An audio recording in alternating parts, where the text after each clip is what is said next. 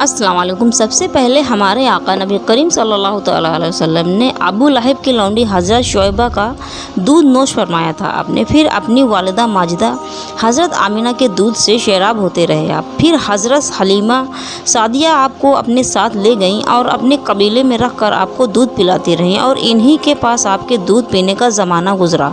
शरफ़ाए अरब की आदत थी कि वो अपने बच्चों को दूध पिलाने के लिए गिरदो नवाह के देहातों में भेज देते थे।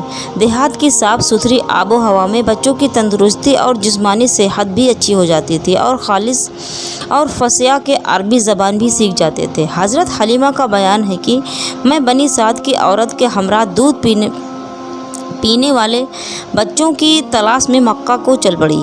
उस साल अरब में बहुत सख्त कता पड़ा हुआ था। मेरी गोद में एक बच्चा था, मगर फिक्र व फाका की वजह से मेरी छातियों में इतना दूध नहीं था जो उसको काफ़ी हो सके।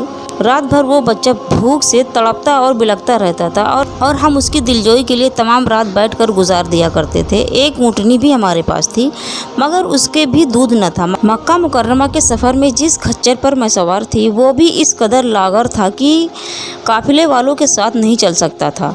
मेरे हमराही भी उससे तंग आ चुके थे। बड़ी बड़ी मुश्किलों से ये सफ़र तय हुआ। जब ये काफ़िला मक्का मुकर्रमा पहुंचा तो जो औरत रसूल अकरम सल्लल्लाहु अलैहि वसल्लम को देखती और ये सुनती कि ये यतीम है तो कोई औरत आपको लेने के लिए तैयार नहीं हुई थी, क्योंकि बच्चे के यतीम होने के सबब से ज़्यादा इनाम व इकराम मिलने की उम्मीद नहीं थी। इधर हज़रत हलीमा सादिया की किस्मत का सितारा सूरज से ज़्यादा बुलंद और चाँद से ज़्यादा रोशन था। इनके दूध की कमी इनके लिए रहमत की ज़्यादती का बाअश बन गई, क्योंकि दूध को कम देखकर किसी ने इनको अपना बच्चा देना गवारा न किया। हज़रत हलीमा सादिया ने अपने शौहर हारिस बिन अब्दुल अज़ीज़ से कहा कि ये तो अच्छा मालूम नहीं होता कि मैं खाली हाथ वापस चलूँ। इससे तो बेहतर यही है कि मैं इस यतीम को ही ले चलूँ। शौहर ने इसको मंजूर कर लिया और हज़रत हलीमा उस दुर्रे यतीम को ले आईं, जिससे सिर्फ हज़रत हलीमा और हज़रत आमिना के ही घर में नहीं बल्कि कायनात आलम के मशरिक़ व मगरिब में भी उजाला होने वाला था। यह खुदाबंदी कुद्दूस का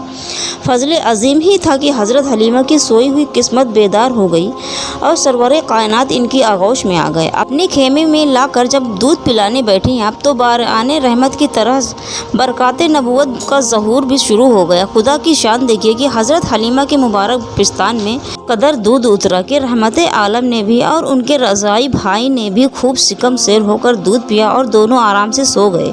उधर ऊँटनी को देखा तो उसके थन दूध से भर गए थे। हज़रत हलीमा के शौहर ने उसका दूध दुआ और मियाँ बीवी ने दोनों खूब शेर होकर दूध पिया और सिकम शेर होकर रात भर सुकून और चैन की नींद सोए। हज़रत हलीमा के शौहर हुजूर नबी करीम सल्लल्लाहु तआला अलैहि वसल्लम की ये बरकतें देखकर हैरान हो गए और कहने लगे कि हलीमा, तुम बड़ा ही मुबारक बच्चा लाई हो। हज़रत हलीमा ने कहा कि वाकई मुझे भी यही उम्मीद है कि ये निहायत ही बरकत बच्चा और खुदा की रहमत बनकर हमको मिला है और मुझे भी यही उम्मीद है कि अब हमारा घर खैर व बरकत से भर जाएगा।